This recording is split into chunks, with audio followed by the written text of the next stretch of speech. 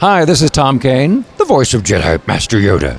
And this is Inside the Force. Listen, you will. Foreseen it I have, yes. It is a period of Star Wars mania, as new movies, comic books, novels, and TV shows populate the system. Fueled by their love and passion for the galaxy far, far away, two exceptional geeks tap into hundreds of holocrons in order to bring you the knowledge and insight of all things Star Wars. Come and join them as they go inside the Force. Hey, welcome back, Star Wars Inside the Force. Casey Cooley here. Hi, guys. With me, I'm Dave Cottingham, and we are talking Star Wars Celebration Anaheim 2015. This whole episode, we're talking about everything that I saw there. Casey's opinions on everything that came distance experience. Correct. Distance experience. Right off the bat, before we get into the kind of the day-to-day, the one thing I want to talk about real fast, and it's good actually that, not good, but it's good that you were on the other side of it because they live streamed most of this. A lot of, like 30 hours of it, yeah. And I saw the Twitter feeds that people are just outpouring how much that helped. Oh my gosh. It felt like being there. Right. You know, and how awesome was that to be able to do? Yeah. It was just like, because I was following Twitter pretty heavily and I was streaming at the same time. And just hearing the conversations going on and like me in a lot of ways being and seeing and hearing all this stuff just as the same time as everybody else is, there might be a little delay. I felt like I was a part of it. You know, I felt like I was part of the crowd. I wasn't there in the actual building, but I still felt like a community was involved. And I don't know. My heart was so warmed when I was just hearing all this stuff happening and seeing all this stuff. It was amazing. And then they even had like cool little interviews in the show. Yes, like, they did. Very like actually, just really good interviews with some like Kennedy and Abrams and all these other guys. Awesome. And they constantly streamed the trailer like throughout the whole thing. Yes, Really, and really the nice. thing about it is they also, for those of you that couldn't make it, I guess it was kind of you can kind of look at it both ways. You can kind of say, oh well, they suckered money out of me by not telling me it was going to be live stream until I think it was the day before. Yeah. They're like, hey, Anaheim's going to be live streamed. It's like, what? Yeah. But there is, and you remember you texted me, you said, would that have changed your decision of going? I was just curious. I just wanted to know. No way. Yeah. There's nothing like being, and I've said this before even, there's nothing, and you've been there. Yeah. There's nothing like being at Star Wars Celebration. Now, I got to be honest. I've been to every celebration since Celebration 3, and besides the ones internationally. Mm-hmm. So I've been to 3, 4, 5, 6. This is my 5th celebration. Hands down, this was the most incredible experience that I've had at a celebration. Mm-hmm. And I'm going to get into that, as we go on this episode. So I wanted to just acknowledge that the live streaming, I'm assuming that's going to be a thing now. What's going to help for us next year's in London. Mm-hmm. Man, if they could live stream that, I'm all over it. Mm-hmm. I'm sure they will. Because they got more stuff to reveal next year. Because you got another season of Rebels coming, you got Rogue One coming, all this stuff. So anyway, we're going to get into all that. So we're kind of going to go, I guess, in a in order here of how I experienced and how things came out. Mm-hmm. So first off, when we get there on Thursday morning, we actually flew out early Thursday morning out of Louisville, Kentucky. Flew in straight into Anaheim. Got to the hotel. We were on our way there when the opening ceremony was happening. Mm-hmm. The previous episode of Inside the Force here, we talked about the trailer that came out, so we're not going to really talk about it here. Obviously, the trailer got released at the very end of that, around 11 o'clock West Coast time. Mm-hmm. That alone just set the tone. Yeah. I mean, I don't know what other way you can do it, So, so I got to. So how do you want? I don't know how you want me. Do you want me to just tell the stories a little bit before we kind of get into the panels and all that stuff? I don't know, because this is what I got. I do got to lead with this because this set the tone for the weekend. So we're and I'm telling you. So I went with Chad Perkins, who's been on the show a lot. Our buddy Charles Thompson has been on other shows of ours. So 3 of us went out there. Now, they opened the convention floor right at 11, right after and then unless you got in line, you couldn't get in. The doors actually of the front of the convention floor didn't open until 11:30. So we got there right around that time. 11:30 opens up. We get in there. Of course, the convention floor is the same as far as the vendors and everything, all this merchandise, all this new products and all that stuff. So, but now I don't know. Someone told me that the Orlando floor was bigger. The space is bigger, but I'm telling you, this was massive. I felt like this was way bigger, and I looked at one end. I barely could see it. It's just. And we were walking around as people and we looked at each other. We're like, what do we do? Yeah. I'm like overwhelmed. Yeah. There's so much going on. There's so many people here. We kind of just walked right into it. We didn't stand in line yet. So we thought, well, let's figure something out. Let's go over and let's figure out if we're going to get some pictures. Because Chad was like, I want to get Mark Hamill's autograph maybe. So what they do, which is awesome, is that they actually sell tickets for you to get, because you've done this before. You can buy tickets to go get your photo op or go get a autograph. So we decided we went and see the photo ops, and we saw Skywalker twins. Like, dang, we got to do. Let's just knock them both out. Yeah. Luke and Leia, the 3 of us, split it. Let's do that. So as we're sitting there discussing this, we're in the kind of far back left corner of the convention floor. It's pretty empty because that's where you just go by. No one's really done this yet. Yeah. Everybody's kind of doing their other things, you know. So we're looking over there. We're standing there, and I'm not even joking. We're looking at this sheet where on the wall that hung up all the prices and times. We're like, should we do it today? No, let's do Friday at 6:15. Yeah, that's good. There's nothing really going on at that time. All of a sudden, Charles is like, wait a minute, and we turn, and J.J. Abrams is walking. Just walked right by us. Yeah. Like 10 feet from us. Yeah. Charles like, there's JJ. I'm like, it's not. Oh my God, it's JJ. It's JJ. We could have got I totally think we could have got like a selfie right there with him. I mean, he had some entourage around him, security. So he was heading up somewhere, he's going somewhere. Well, in the front part of the convention center, right, the floor where we were, they had all these sets. They had the cantina where you saw a lot of live streaming from. They had like an outside sandcrawler kind of thing, with some Jawas hanging out. Big Rancor set right there. Anyway, so all that stuff was right there. So all of a sudden, we're kind of seeing in the distance this big crowd gathering, just gathering. All of a sudden, these pictures just going crazy, right? So we're like, well, he's obviously doing an interview there. And so we walk up there, and they have the screen. Now, this is where you said you saw it. Remember this? Yeah, around the time you guys saw us. So it was right after that interview. Yeah. We're looking at the live stream screen, and we're like, wait. And Casey sent me a pic of us. On the live stream. Yeah, because I was trying to see, because I was watching the Periscope, the people who live stream from the Twitter accounts, right? Periscope. Yeah.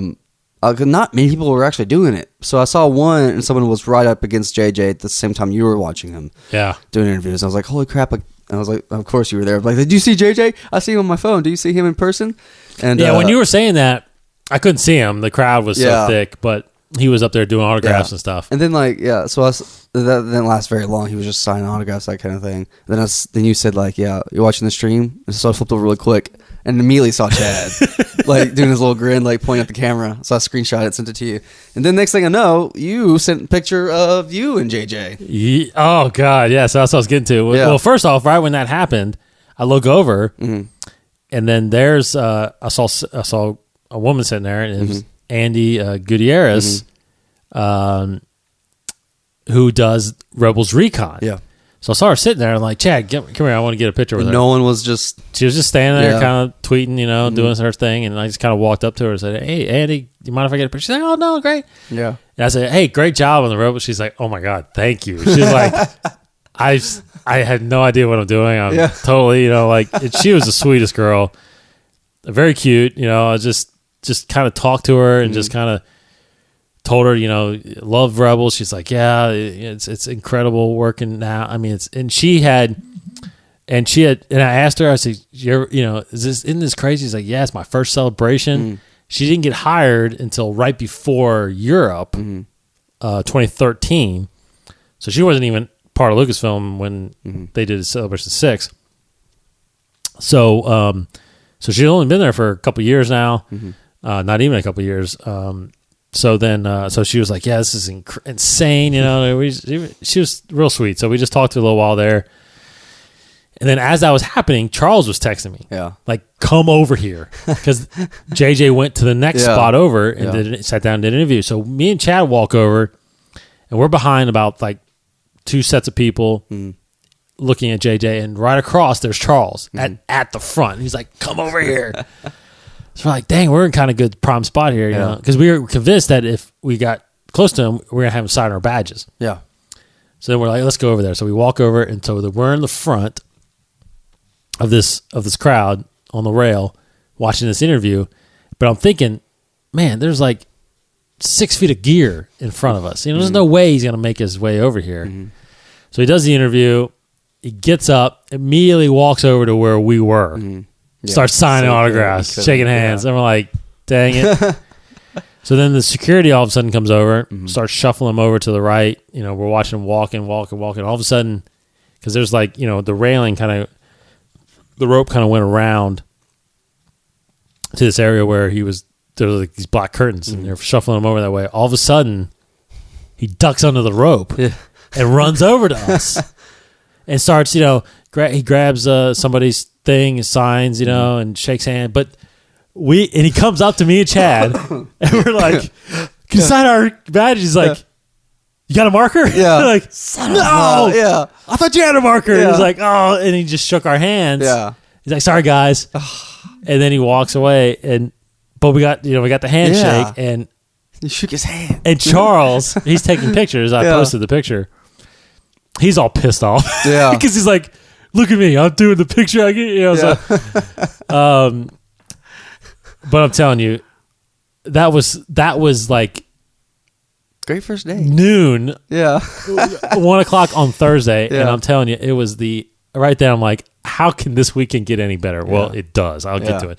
But JJ's such a nice guy, doing interviews, meeting with, you can tell he was just loving on the crowd, hanging out, trying to sign as much stuff as he could, hang out, he was doing like when he walked over to us at first, the guy kind of leaned over and he immediately went, he cheesed it up and did a selfie. And if you saw some interviews of him around, he was like, this is why I chose to do this. These people here, because there's nothing like it. It's Star Wars is not just a movie. It's a passion. It's a phenomenon. It's people's.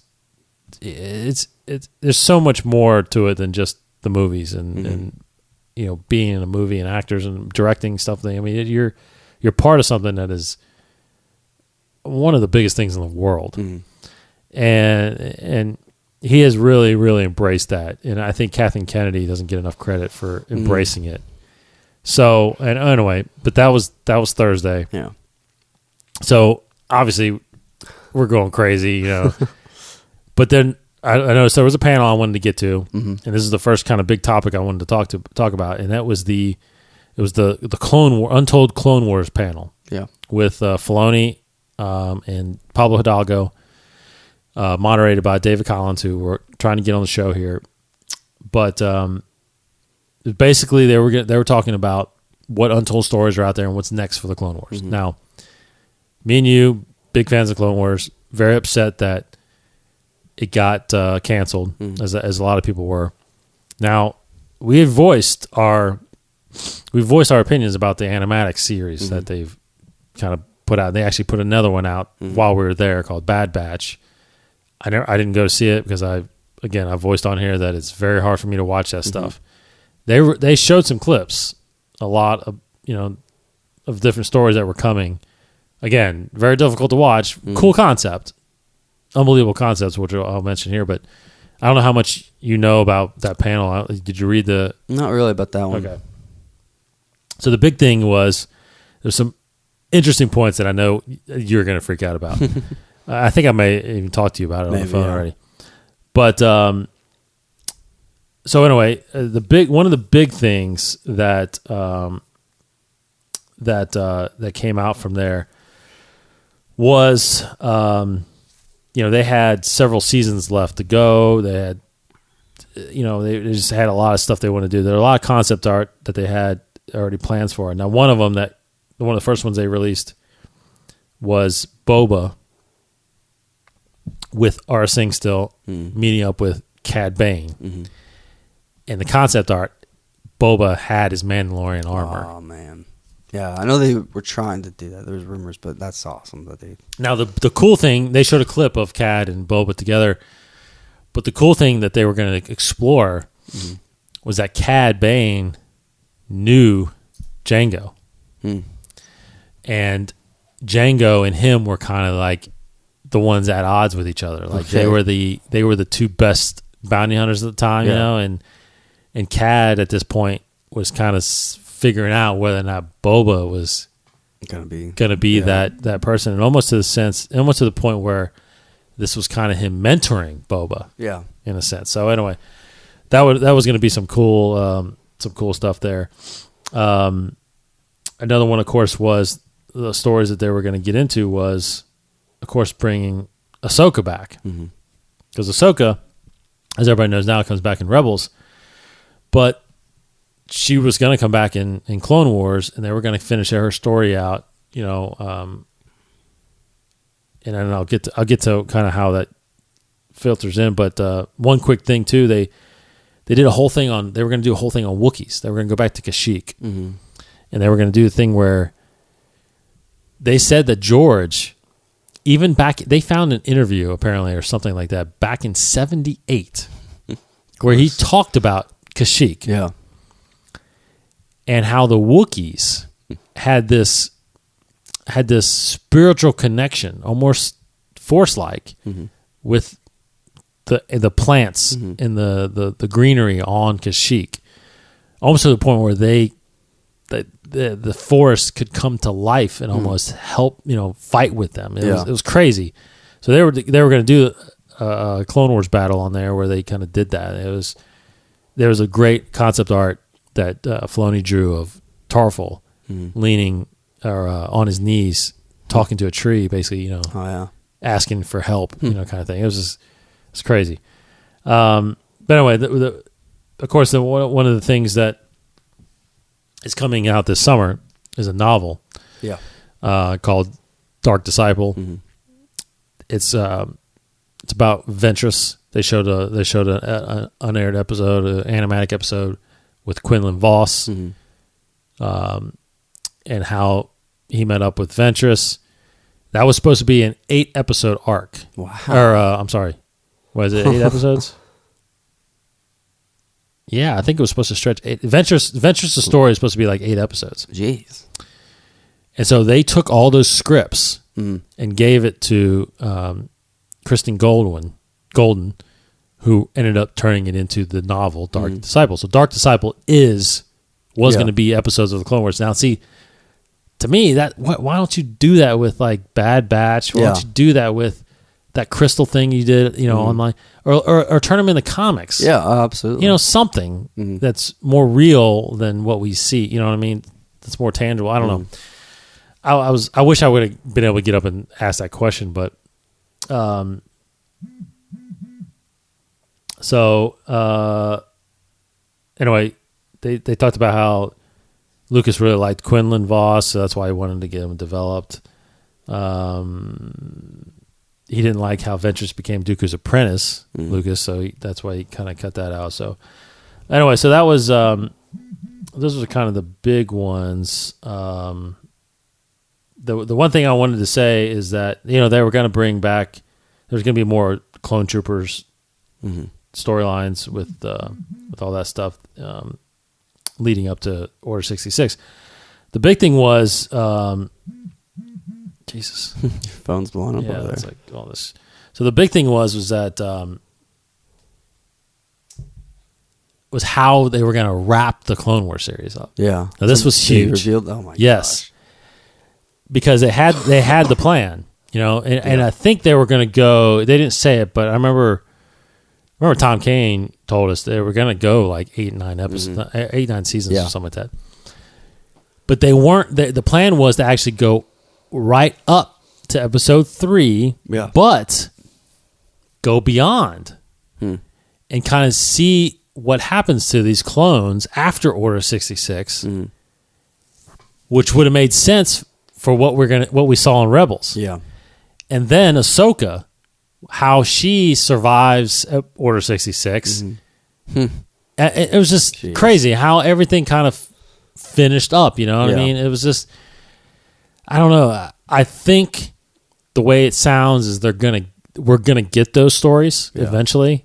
I think it's not going to be a TV show, but we're going to continue to get novels. We're going to continue to get comics, because right now the only comic that's canon is the Darth Maul, Son of Dathomir book. Yeah. So I think there's going to be more of that. They didn't say it, but they did say there's just stories to be told still.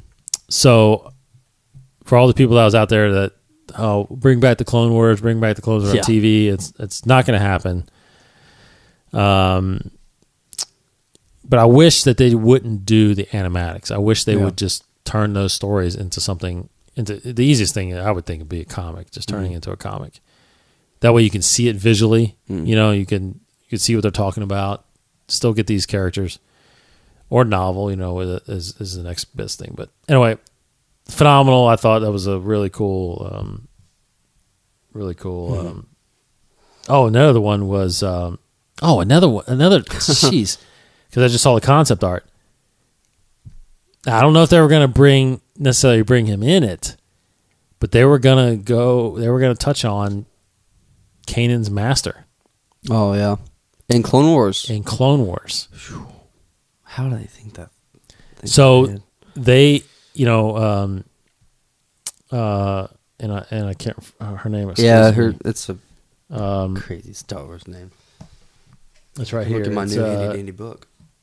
It's Deepak Chopra? Bilaba? I can't. Yeah. I think it's Deepak Bilaba. Yeah, I'll see if I can find it here.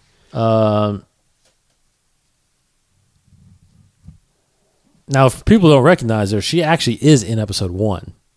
She's at the celebration at the end of episode 1. There's a shot of her standing next to Mace Windu. Ooh. That's Kanan's master.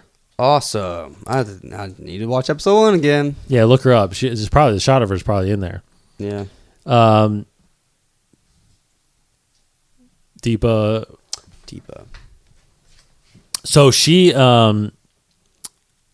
was going to be in Clone Wars. They were going to do an arc with her. Now, whether or not Kanan was in it, I don't think that they thought that far ahead yet, but it's possible. But that's how it kind of connects, to Rebels even more so.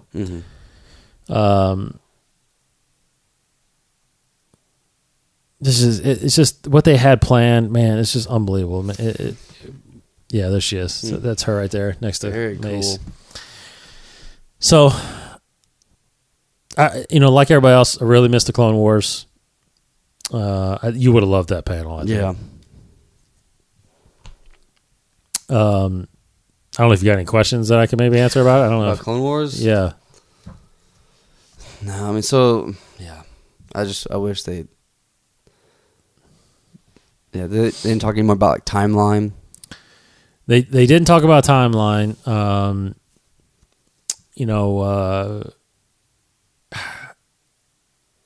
So they did do a Q&A. I walked up to the mics, and just one person just asked why did it get canceled? And the big thing was George, not George, but the big thing was that they, as soon as the buyout happened, and they started laying the groundwork for episode 7, he just said that their focus just shifted, a little bit. The shift went to the new plan. And Clone Wars, unfortunately, was part of the old plan. And it wasn't nothing against George or against the series. It was just time they felt like to move on and try something else. And now, Yeah, it makes you wonder, though. I mean, it's just like, why wouldn't you close it out still, or give them one more season to close it out? I don't know. Although they were so far in advance, but I wouldn't say it's completely dead, but there's a possibility they could do one more final season, but to kind of wrap those up. But I think we're going to see it in other forms. I think we're definitely going to still get Clone Wars stuff, and it's going to come in other forms. Unfortunately, I was talking to a guy in line that sheds some light a lot about the EU, but there was actually a ton of junior novels about the Clone Wars. Yeah. They're non-canon now. They're not canon. They're not, because it happened before the buyout. Oh, yeah, I guess so. They're all the episode's the only thing that's canon of the Clone Wars. So all those stories, because he was pointing out that he pointed out that there was a story of the Republic Commandos is when they used a bunch. Yes, or referenced ARC troopers, those guys. Correct, and whatever's in the series is all that's canon, really. So that was that. So anyway, but that was phenomenal. They'll continue, I think, to again put out stories from Clone Wars and all that. So I think we're okay. I think there'll be more. Again, Dark Disciple novel comes out. The Ventress Quinlan Voss series. They're going to make a comic eventually about Clone Wars. I think which will eventually. I mean, that's where it should go. Yeah. Just go ahead and just like season 11 of Smallville. Yeah. You know what I mean? Just continue. Yeah. The series in a comic form. Yeah, just give your scripts to them. Absolutely. And that would be the ideal thing. Wrap it up completely. Make it come together with, episode 3 and Clone War, Rebels and all that stuff. That's the best thing to do. I hope they don't. And I hope. I just wish the animatic ones they would finish. If you're gonna release them like that, just finish them. I don't know. That really, because I mean, they are canon, but I don't consider them. It's hard to consider. It's hard because if you're not going to put them on a Blu-ray with the other ones, it's like I don't know. Anyway, because I wonder if there's a character in there that's from that. Oh, you know what I mean? It's like, how do you show him in there? An animatic? Yeah, he's a stick figure. Yeah, exactly. Stick figure planet. So anyway, yeah, because those Bad Batch guys. Yeah, what about those Because those Bad Batch guys, they're all new, different troopers. I don't know if that would be in there. Go ahead and look at it. So anyway, Thursday was a great day. We did some other things. Rest of the day, we kind of just mauled around the floor and planned our day and all this stuff. So anyway, but we were tired, so we got something to eat, went back home, went back to the hotel, crashed, got up early Friday, went to the show, tried to get some exclusive merchandise, in the panel floor and whatever, blah, blah, blah. So anyway, the big panel that I wanted to go see on Friday was one that I think we're going to spend a little bit of time on, but because I want to get your opinion on this. Definitely is the canon. Oh yeah, it was basically it was called One Big Story is what it was called. Yeah, One Big Story. So it explained how everything came together, movies, TV shows, comics, books, games, everything. At that point, which was April, I think, of last year, they announced that everything would be a canon. Now, the biggest thing that they mentioned, they had the publishers. They had a publisher from Del Rey. Yeah. And a publisher from DK. They had Leland Chee and Pablo Hidalgo from Story Group. Mm-hmm. They had two guys that were the editors on the Marvel side, the comic side. So they had all points of literature there. And they basically just, explained how everything is canon. Now I didn't know this. I don't know if you tell me if you knew this. Do you know where the idea to unify everything came from? Kathleen Kennedy. Kathleen Kennedy. I think I heard in an interview. I did not know that. Probably heard it this weekend. I can't remember. But yeah. And Pablo revealed it. He's like, because it was funny because while they were talking, like people were actually like throwing out questions, like, is that canon? Yeah. But Pablo, somehow Pablo got on the topic and he was like, this whole idea came from Kathleen Kennedy. And I was like, what? Mm-hmm. She just became my best friend, my new best friend. I was like, for someone that got hired outside of Star Wars, this is not someone that's been with George all these years, like Filoni or Pablo or Leland. Leland started as a game tester. He may be one of the most important people now in Star Wars. Yeah. And Kathleen basically said, if we're going to go forward with this, so the big thing that,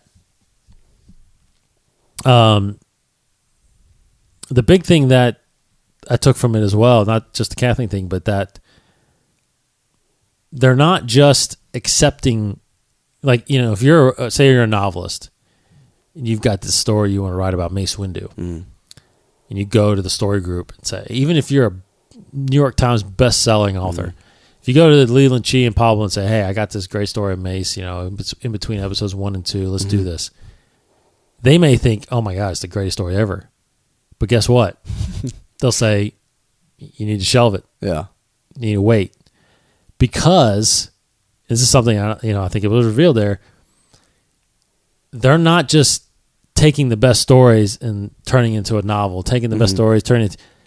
They actually mapped out a plan. Like, there is a long-term plan right now of where they want to go. So it's just, that blew my mind. Like, oh, wow, that the story group isn't there just to make everything coincide. I had the thought of, and maybe you did too, you tell me, but I kind of was under the impression that the story group was there to, okay, this comic is being published, make sure it fits. Okay, this is what you can and can't do. Yeah. Here's a novel coming, make sure it fits. Do what you can. They do that, but they're the ones that actually say whether or not they can even do the story. Yeah. Yeah. Like that's pretty crazy. That was pretty crazy. That's very crazy. So that just blew my mind that they, and the fact that they have to tell people that you can't do that right now, but you know what? In 2 years, you can do it. Yeah. Because they know where it's going. They know where this is going. That's my book. Is that crazy? Did they say how many people are actually on Story Group? How, like, who all is all? They didn't say all of them, but they said they actually just added one. Yeah. Like a week before Celebration. It's like 10 or so.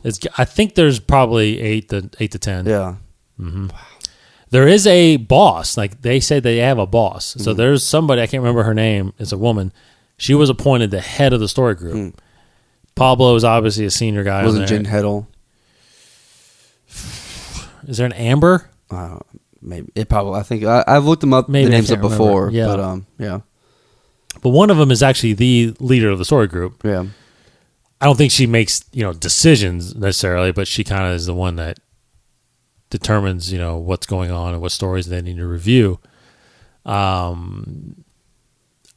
But Pablo's obviously on there, Leland's on there, Filoni's on there. There's several others, but I'm not sure Kathleen's even. I'm not sure Kennedy's on there, but I don't think so. And I did read in that came later. Okay, I wasn't in this one, but I'll just go ahead and throw it in there. But there was a Del Rey panel on Saturday. I saw in the tweet they revealed that they do recognize the Battle of Yavin as year 0. I saw that. I saw a tweet of that. That is still considered year 0. Crazy. So the whole BBY and ABY, I guess, still kind of holds true. But anyway, the canon thing, that's really all I took from it as far as like the unification. I mean, we knew everything was unified. We knew All these novels and comics coming out are all tied together. Yeah. Blah, blah, blah. But, again, the biggest thing I took away was Kathleen Kennedy's idea. There's a long-term plan for this thing. They know where it's going. Even the comics and all the comics that are coming out. Speaking of, Lando is coming. Yep. It's just amazing to me. Now, there were some questions, of course, every question came up was what EU things are coming. What so. And they kept saying, probably, it's not canon. The people, kept asking, this is basically canon. Same answer. Unless it's in the movies, unless it's and then they brought up this book, which I handed to Casey. It's called Ultimate Star Wars, and it's not even out yet, but obviously we have it because we went to Celebration. I went to Celebration. But another thing that I didn't know, I guess I did know, but I got clarification on, is that Del Rey puts out the fiction stuff, the stories. DK puts out the nonfiction. If it's something that's fake, could be nonfiction. But whatever DK puts out, it's basically the encyclopedias. This book here, which is called Ultimate Star Wars, is the first canon encyclopedia. So this book that's coming out next month in May, got to pick it up. It has everything to date. Every person, every location, every creature, every technology, every vehicle that's currently in the Star Wars canon is in this book. And it doesn't seem that thick, but they've got a lot. Yeah, because there's multiple things on one page or something like that. There's multiple characters. They have events. I just turned it to Ezra. Ezra's got his own double page. So, and it kind of goes in chronological order. Episode 1, Clone Wars, Rebels, or episode 1, 2. Clone Wars, 3, Rebels, 4, 5, 6. But I can't wait to dive into this book, man. I can't wait to just page through it. It's a great just coffee table book that just read through. So it has all these people in there. I mean, it's a lot. It's people from Clone Wars, all these bounty hunters. It's insane. Yeah. So no, there is no Mara Jade in here. Yeah. There's no Thrawn. There's no Kyle Katarn, stuff like that. They're not in there unless they show up in canon somewhere. So I agree with you, like you said earlier. This will probably get updated yearly. Yeah, episode 7, I'm sure, will get updated in there. Rebels season 2, stuff like that. So that panel was phenomenal. I'm glad I got in there. Now another quick story. So that gets done. I start walking up front. Chad they were giving out a New Dawn, the paperback, for free. Oh my God. That's awesome. So Chad grabbed it. Yeah. The author, Joshua Jackson, I think his name is. John Andrew Jackson or something like that. I can't remember. But anyway, he was at that panel, and Chad was like, I'm going to get a signature real fast. So it was cool enough that he gave him his signature. And Leland Chi was leaving and walked right by, but he was getting hounded, right? So I was like, I'm not going to be that guy. Yeah. I just let him go. And it was funny because me and Chad then walked out. He got the signature. We're walking. We're like, what do we do next? Let's go meet up with Charles. Charles had to leave out of there because he was getting his picture with Ian McDermott. So we went downstairs, and literally, right when we were walking to the convention floor, there's Leland Chi finishing an interview. He just got done, handed the mic. I'm like, Chad, come here. Let me get this picture. So I stop him. I say, hey, Leland. It's like, hey, man, what's up? And it was weird because he acted like he recognized me. He's like, I've met you before, right? And I was like, no, but that's cool. You should have. I was like, can I get a picture real quick? He's like, yeah. So he took the picture, which I tweeted out. And then I'm not joking. He looks right at me and goes, I was like, great panel upstairs, man. And I'm literally getting ready to walk away thinking like he's got to go. And he looks right at me and goes, so tell me, what stuff are you into on the canon side? I was like, well, yes. Yeah. I was like, man, I'm in. I am. Yeah. I was like, it takes me a little while to read novels. Yeah. Totally into the comics, man. Yeah. Reading every comic. The Darth Vader comics going great. I love just the Star Wars one. Looking forward to Kanan #1 was awesome. I'm looking forward to all it. And he's like, oh yeah. I love where the comics are going. And I said, well, that kind of brought me up to the point, and I asked a question, and I was like, there was a question asked. The first question asked in that panel was, are the original films, the 6 films, are there novels getting re-released, to be canon novels or whatever? And it's funny because Pablo Hidalgo's answer, he said, so what you're asking for is a special edition novel. And everybody was like, because everybody bitches about the special editions, but now they want a special edition novel. Yeah. And it was funny, but basically, and I asked him again, I literally asked Leland again when I'm standing next to him. I asked him, I said, I was really under the impression that you guys would eventually do that. I would want, because I told him how I took down all my novels that I had, my episode 1, 2, 3, 4, 5, 6 novels, because I anticipated them releasing canon novels. And he said, you know what? Right now, there's no plans for that. We're kind of moving forward. Basically, he said the canon is the films. Yeah. Like, if you want that story, you have to watch the movie. Yeah. You don't read the book. Which contradicts at that Del Rey panel. Well, they're coming out with an episode 7 novel. Well, I guess at this point, when they do a novelization, I guess it will be canon. But I want all of them up on my shelf. Which I would imagine eventually they'll do it. I think they will. Yeah. I do think they will. Right now, there's no immediate plans for it. So, I'm assuming he's telling me the truth, and maybe someone else will eventually say, he did say, if it did happen, actually he did say this. He said if it did happen, it wouldn't be edits of the existing novels. It would be brand new authors redoing the story, telling the story again, but that would be the canon novel. So I hope that happens. I think that would be cool to go back and read that, a new version. You're almost getting the movies again in a different voice, I don't know. What do you think? I would love that, yeah. And that's kind of how I imagine it would be, because it was such a vague claim saying, like, the books are canon as far as it doesn't contradict what's on screen. You're already getting into some muddled version of canon and legend. So I like Leland just saying, it's just watch the movies. Just watch the movies. And there's no plan to do. But there's so much in there that's so much insight in those novels, though. It's like you get more out of it. Yeah. Some of them are actually like episode 1 novel was so good. I mean, it was really good. Because you got more into Obi-Wan and Qui-Gon's relationship, and it was just so much more of Shmi and Anakin, But anyway,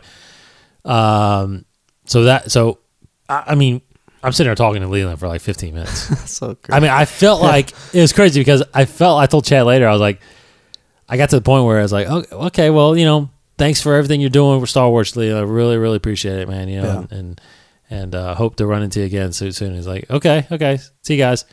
And I walk away and I'm thinking to myself, did I just push Leland Chi away? You're... Did I just tell Leland Chi, sorry, dude, I got to go? I was like, I think he would have sat there and kept talking to me. Probably. I really do think he would have kept talking. And I was like, damn it.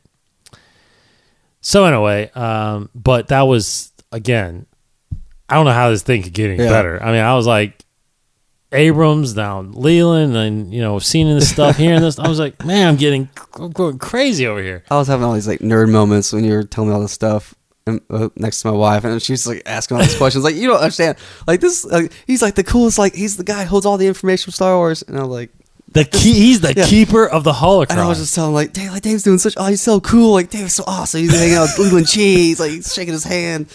All that stuff, and I was totally raving about everything that's going on. Man, I mean, the only other people that I really wanted to run into was like Sam Witwer, who we've met before, and David Collins, which I never could see David Collins. He was. But I'm so glad you met Leland Chi, because we've been talking, like, if only we could ask Leland Chi, I've been wanting to do that for a long time, meet him, ask him, tweet him, whatever. But and here's the thing: is as we walk away, I told Chad, I was like, damn damn it, there was one other question Yeah.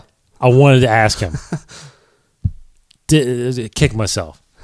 We'll get to that. So, Part 2. real quick, the next few things, because there was one other thing we got to get into. One of the other things that gets released, the Battlefront Oh trailer. my gosh, yes.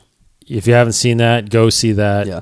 In some ways, I've been hearing people talking almost talk about this trailer almost as much as the Star Wars trailer. Absolutely. Like, because again, a canon game. yeah. Now, it looks like it spans over time, obviously, because there's Battle of Hoth and there's Battle of Endor. Now, what I'm hearing is that's all that's like. There's no it's all ground forcing. There's no aerial battle. Like everything's on the ground because Battlefront, I guess. Yeah, the second one you had space battles in the games. You did, but I'm saying in this one, they're saying that everything's ground. Yeah. I think you're following the story of a couple soldiers. I had some shots of fighters and Falcon X-Wings. I had some shots of that, but nothing in space, I don't think. Yeah, I don't think so. But the big thing is that's somewhat revealing is the expansion that's coming for it. Yeah, because of the new planet. Yes, so the planet, if you heard us talk about it in the trailer episode, is the sand planet is not Tatooine. Mm-hmm. It is called Jakku, Jakku. Mm-hmm. And there's an expansion coming right before Episode 7 is released for Battlefront, which if you see the trailer, there's a shot of what looks like Boba Fett. It is Boba Fett. It is Boba Fett. Yeah. Flying around, shooting around. Yeah. Now, the big thing, though, is, and I didn't see it the first time, Yeah, neither did I. but if you look at the background, it's pretty freaking crazy. Mm. Because the Star Destroyer that is in the Episode 7 trailer, which, I mean, it may not be, but it looks exactly the way it is.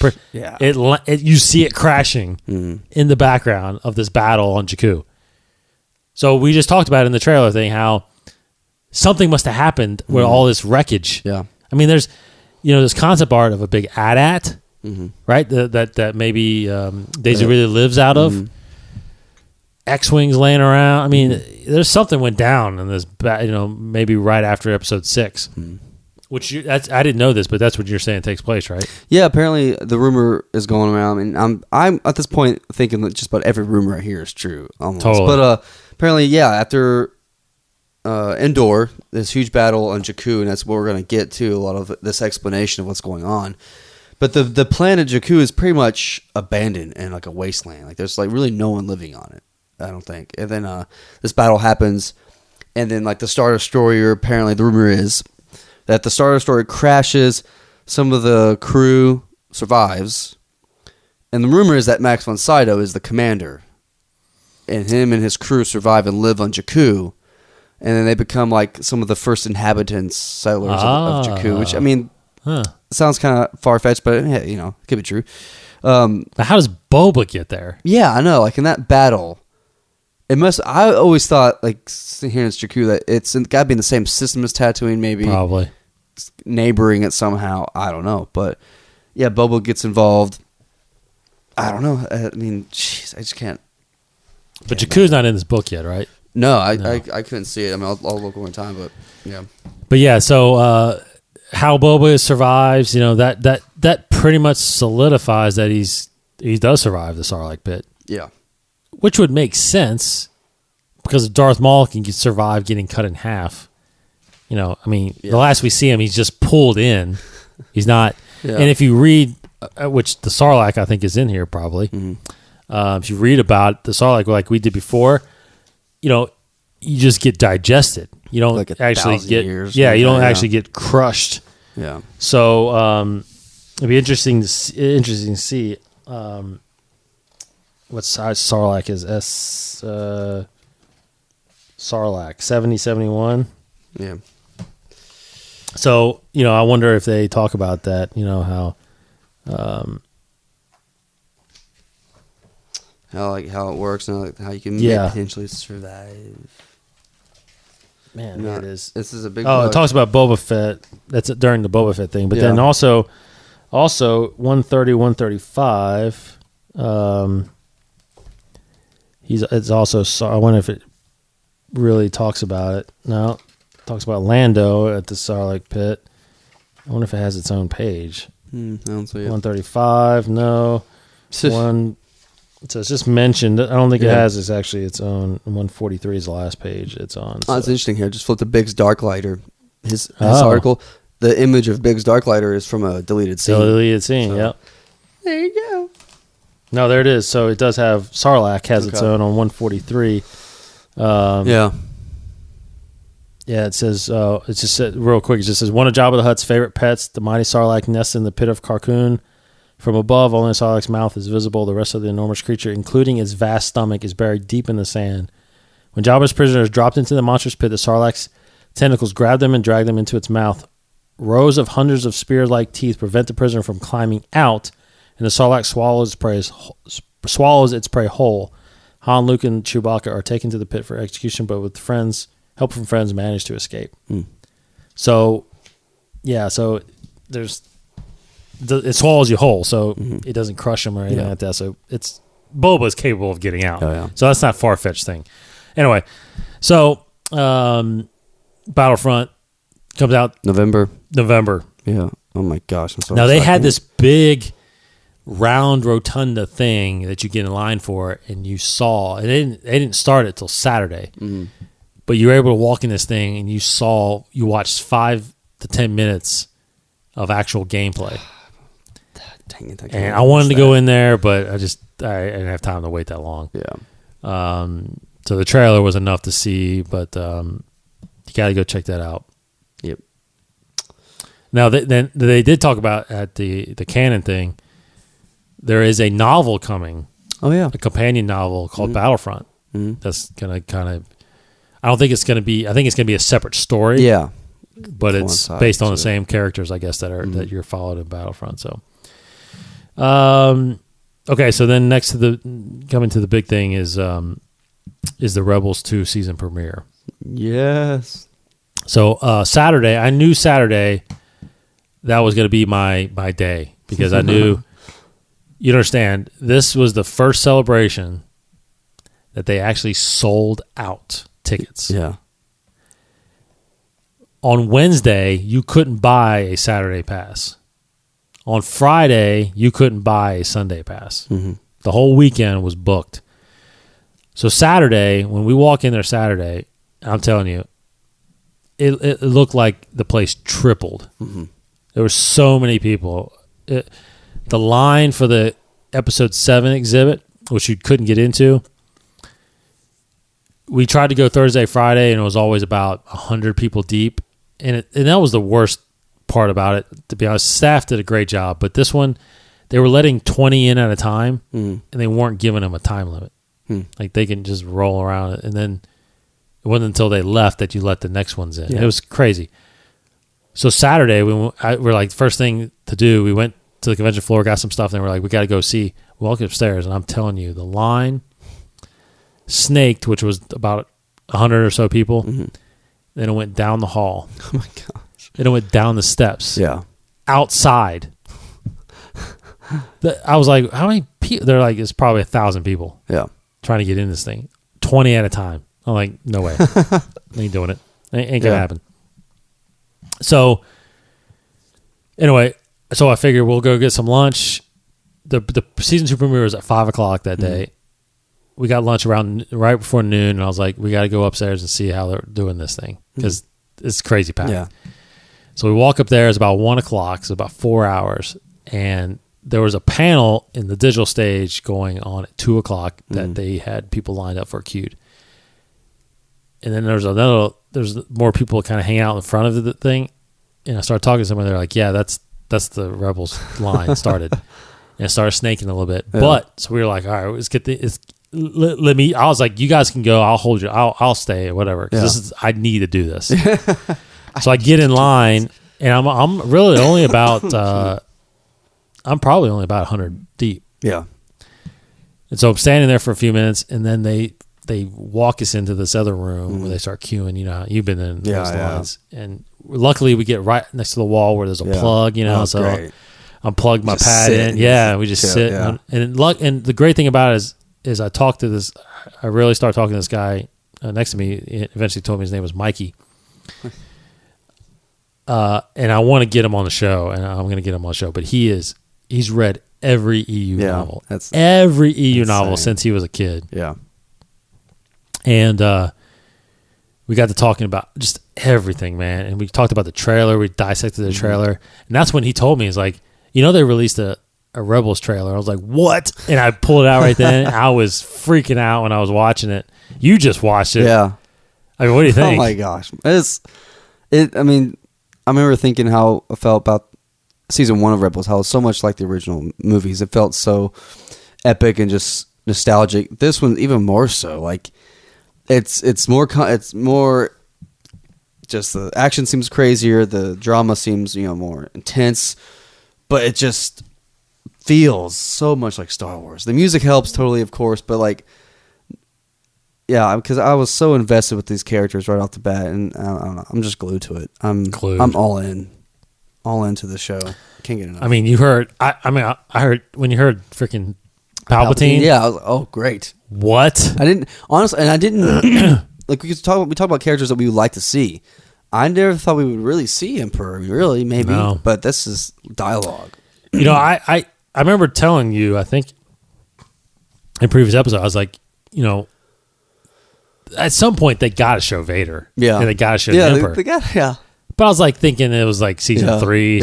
I mean, we got Vader at the end of season 1. Yeah, he's a villain. He's a villain in this. Supporting character. He's it was, I don't know if you saw, we're getting 22 episodes this season. Yeah, I saw that. Yeah, that's So Ahsoka's back. Yeah, crazy. So anyway, we're dissecting that, and the time actually just flew by. We get ushered in. We get pretty close. Now, here's the thing. Right when we get in there, I was going to take a picture and tweet it out. Real big on the screen. Do no recording whatsoever. Yeah. They had security guys walking up and down, and they had a guy on a mic saying, and this is half hour before anything started, put your phones away. Yeah. Turn them off. Put them away. If we see you with the device, we will ask you to leave. Yeah. We have, during the show, we have night vision goggles. If you are seen with you will be asked to leave. So yeah. I put my phone away. That's why you didn't see me tweet for like 2 hours, because I didn't want to. I was like, I ain't missing this thing, right? So, but we got pretty close. We didn't get all the way. They had a lot of reserved, seating. We got, I would say we got probably about 20, 25 rows deep, maybe 30 rows deep. The guys from, I think the guys from the Force.net were a couple rows behind us, so we were ahead of them. Like that. Anyway.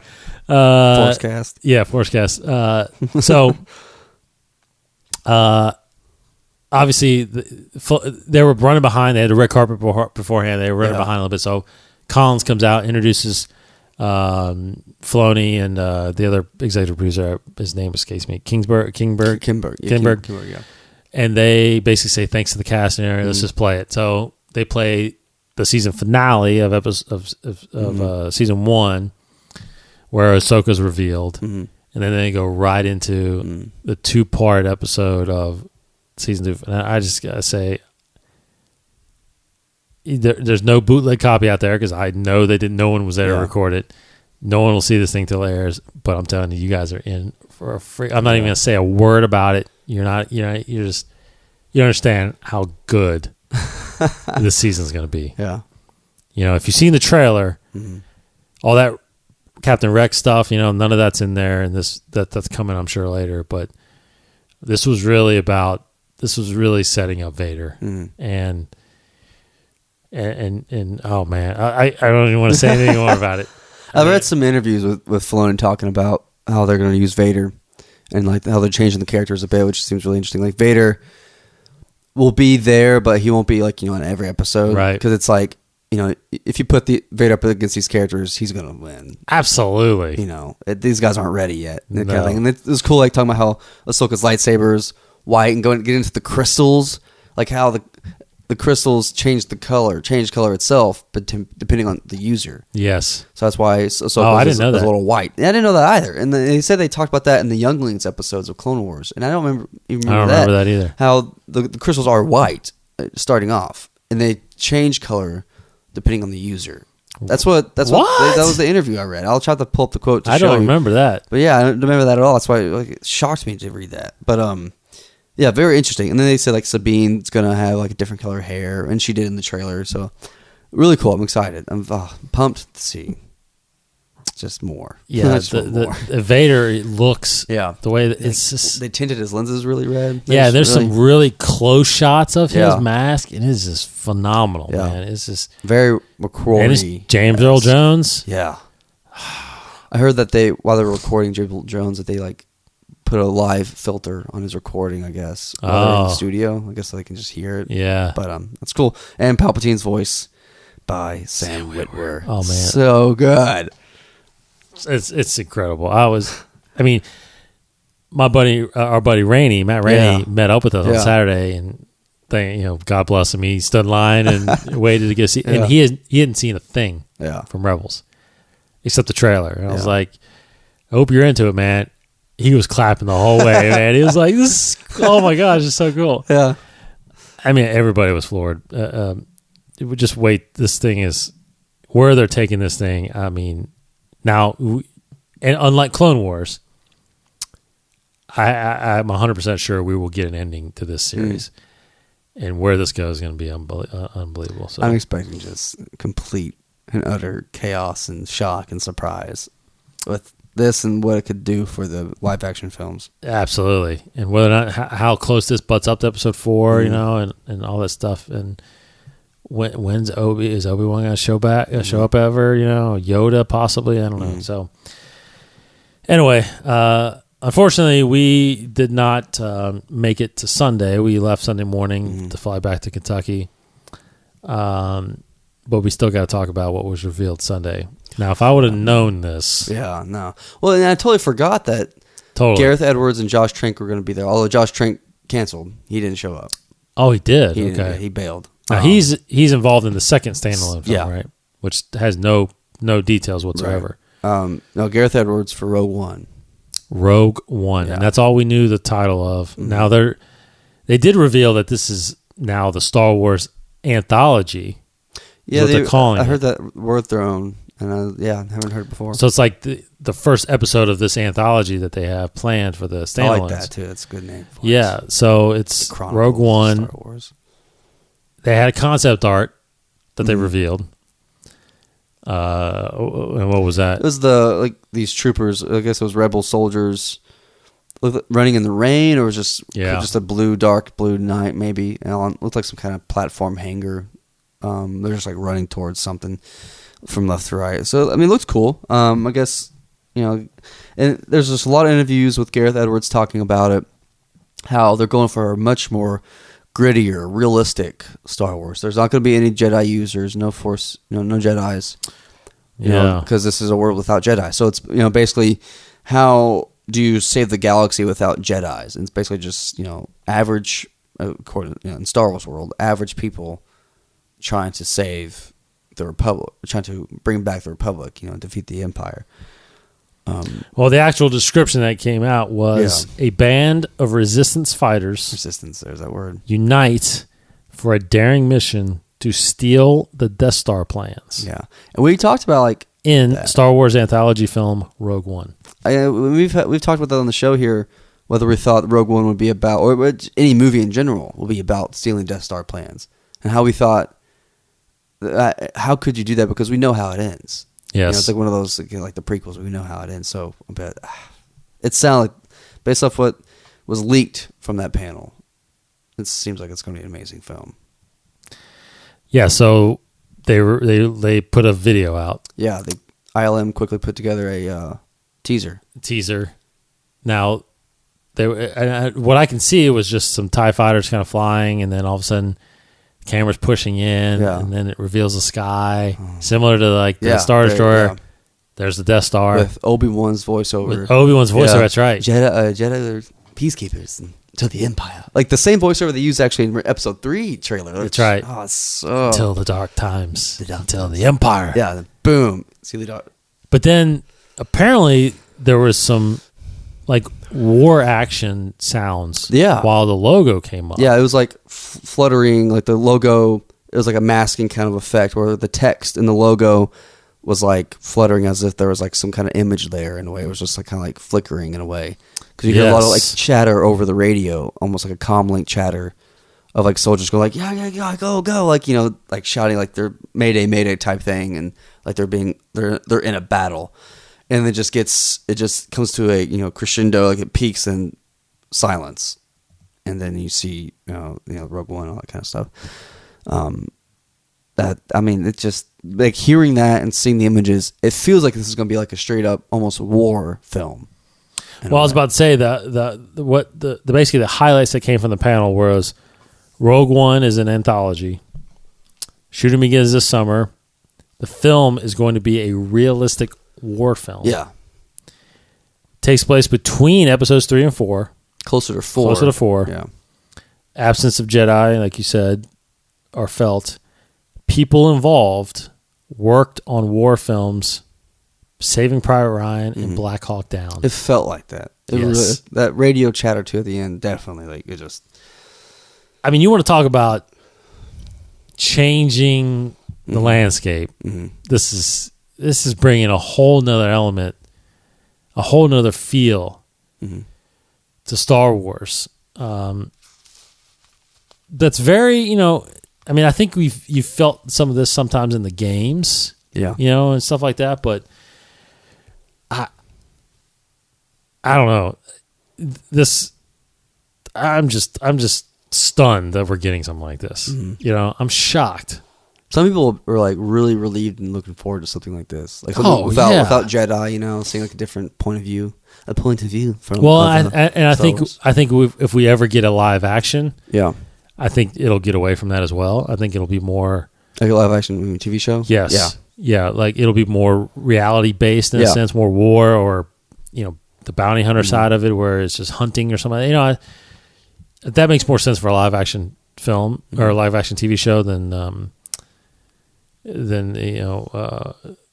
something like Rebels that you can do easily with Jedis and all that stuff, Force stuff. And they're saying that Felicity Jones is a pilot. Yes, so she's a Rebel pilot, which is awesome. So that was the capper. That was the end of Celebration. They had closing ceremonies that Sunday, which they showed the trailer again, the episode 7 trailer, and so after all that was revealed, I want to close this episode with a couple one. You know, I want you to answer this, and I want to answer this as well, because I really thought about this last night. I'm thinking about doing like maybe a little camera one about it, because you know, I know you feel this way even though you weren't there, but being there at Celebration surrounded by thousands and thousands of people,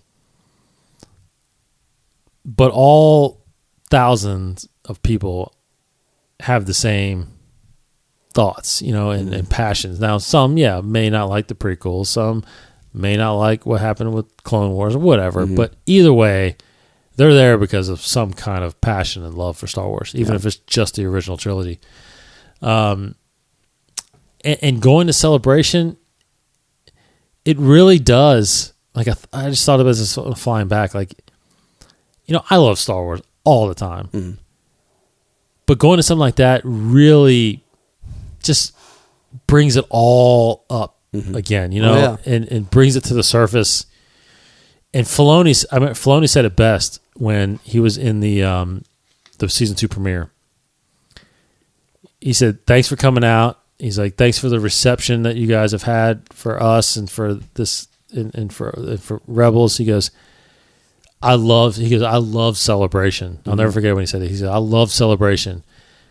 Seeing all this just makes me want to go back to Lucasfilm and work that much harder to bring you even better things." You know what I mean? So it's not just for us.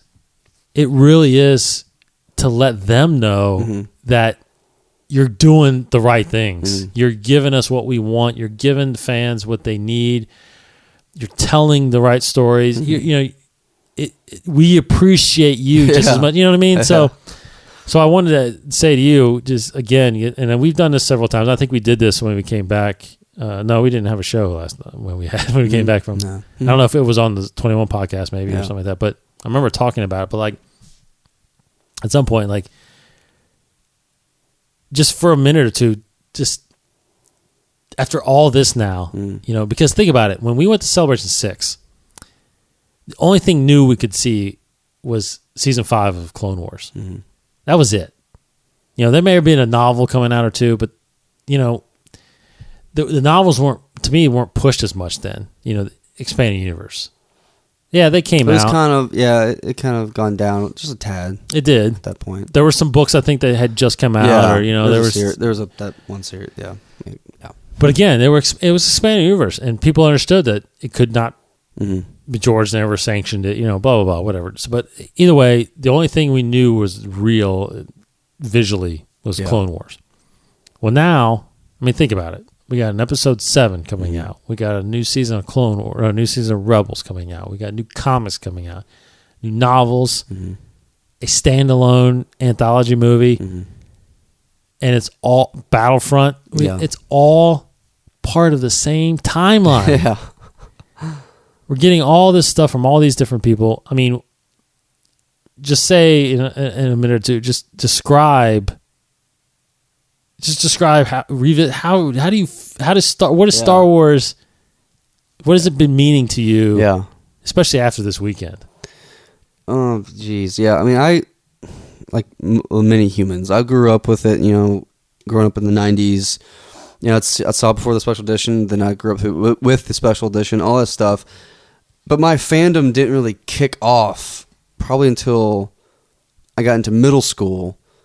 Like, I'd seen episode 1, I loved it. Episode 2, loved it. I was all in it. Then, like, as soon as I got into the books, EU, then it really skyrocketed. I had my best friend, Adam Horn. Like, we were reading it together, and, we were just building on each other, like, our fandom. And we just, then we had we met other friends in school. Like, oh my God, like, we just had our own group of Star Wars friends. Like, oh, like, this is, we had a good community that way. And it was so amazing. And that was, it's just with all media and all films, but most importantly Star Wars. And this is a common thing, though. So it's nothing new really. But just getting sucked into the story, into the mythology. It's almost an escapism thing, and yet it's also like a therapeutic thing, and just an inspirational thing. Like getting sucked into this world with these uplifting themes, these inspirational themes, and these great characters. These simple matters of good and evil. It makes the world. It makes not the world, but like, almost like my sense of being, a better place. I can like make more sense of things. So Star Wars to me is just a way for me. It means so many different things, but one way it's helps me, more morally wise, live my life, because it may sound silly, but because like good and evil, how to be a hero, how to grow up, because Luke Skywalker was a teenager, so teens of that era of the 70s grew up with Luke, kind of like me, like I grew up with Anakin. I grew sometimes I grew up with Luke in a way when I rewatched the movies as a teenager.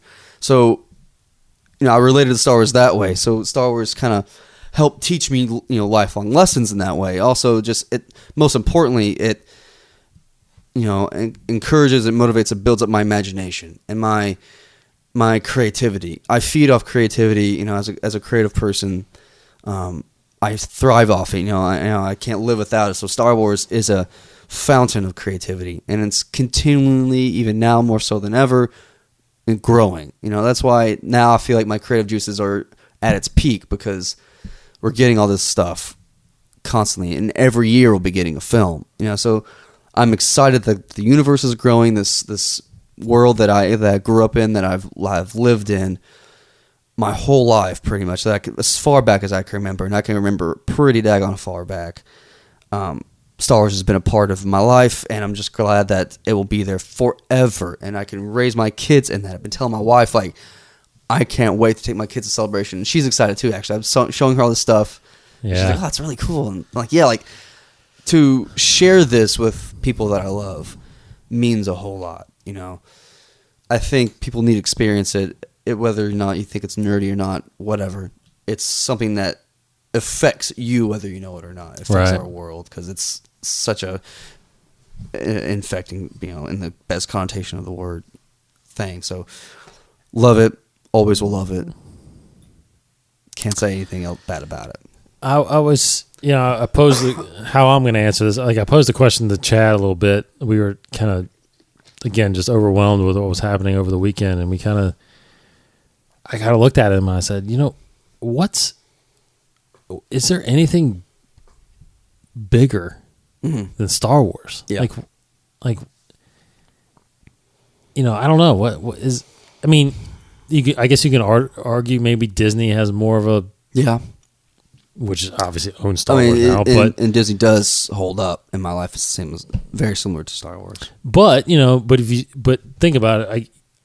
If you strip Pixar away, Marvel away, Star Wars away, and you just talk about Disney as in, you know, the theme parks and the movies, I don't, you know, maybe globally they still, you know, the mouse still has kind of that, but I don't know, man. At some point, Star Wars, the way they're going, what they're putting out, because, you know, before it was just 6 movies, you know, at one time it was only just 3 movies for the longest time. But here's the thing. So, you know, being at Celebration, it really takes being there, because, again, it's one thing to see the new stuff coming out and talking about it with your friends somewhere, but I can never stress enough, if you haven't been to Star Wars Celebration, you gotta get there. Yeah, it really does pull at you, and it really does open your eyes more to not only how you feel about it, but how everybody else feels about it. There's so much love, and there's so much passion, and there is trueness to it. You know, there's people that, like you and me, that truly don't necessarily criticize Star Wars at all. You know, we don't criticize the guys writing the stories, and really we accept whatever's given to us, and just want to know more. You know, and it's like, it's not necessarily is this a good movie, or we just want to know more of what's in the universe. You know, I don't know, but the bottom line is, you know, Mark Hamill said it best. If you watch the highlights from the opening ceremony, he says, you know what, everybody out there, he's talking to the crowd, he's like, everybody out there, you're family. You know, this is a family. And it truly is. And you know, and I get emotional a little bit even thinking about it. It's like you said, man, it's what has shaped my life. And now I can use it to shape my kids' lives, my daughter's lives. And, you know, I told you, man, I showed Sam the season 2 trailer, and she's flipping out. You know, she's 5. Yeah. Oh my God, Darth Vader! Yeah. She actually called her Dark Vader. Yeah. But she's totally into Sabine and Kanan and Ezra, and I mean, and we're gonna go to Disney later this year, where Star Wars is gonna have a presence. You know, and it's like, I don't know, it's hard to even describe what it means. You know, not just being a fan of the movies and the TV. I mean, it's just the concept of Star Wars and all that it represents is this is phenomenal, and I hope people out there get a chance to experience it, even if you don't feel that way totally.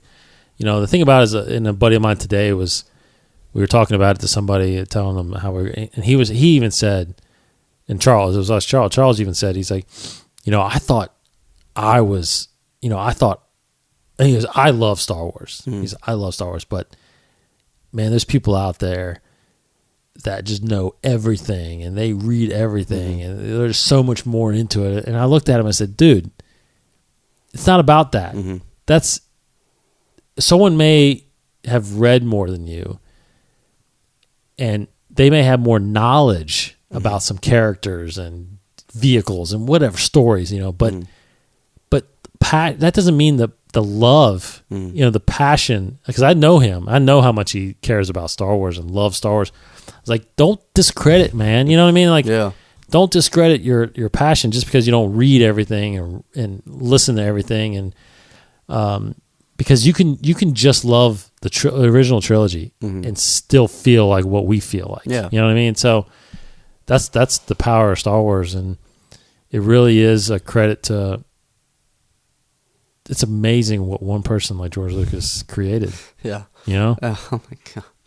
And I'll finish with this. As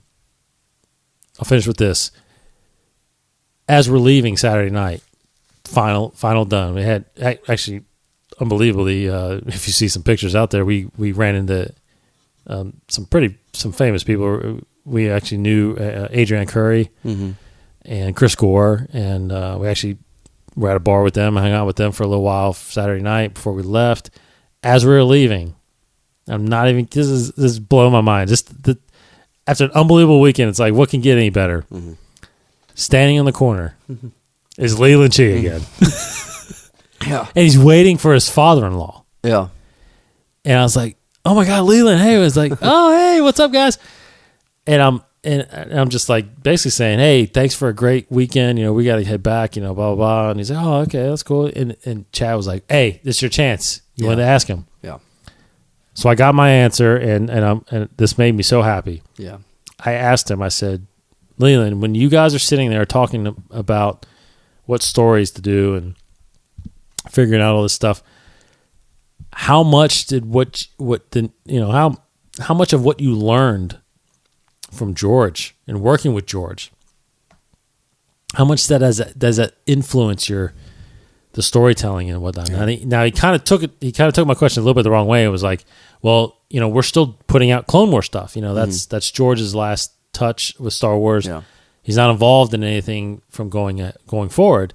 He goes, but he's still much involved as far as the life of the Clone Wars and all that stuff. Well, I was like, well, what I mean was, was it WWGD? What would George? Do you ever think? Do you guys ever talk about, or personally, do you think? What would George do? Would he tell the story? Would he do? How much does that influence you? And he said it. He said it exactly what I wanted to hear. Yeah. He said all the time. Yeah. All the time, George. Yeah. So that means that just shows you right there. And you've heard Filoni talk about it. Yeah. George, no matter how much you want to bash him about the prequels and not agreeing with the Clone Wars or whatever, blah blah blah, but regardless, I mean, he has shaped. He still influences what we see, even though he isn't involved in the decision making. But Pablo, Leland, Filoni, these guys have these jobs because of George. Yeah.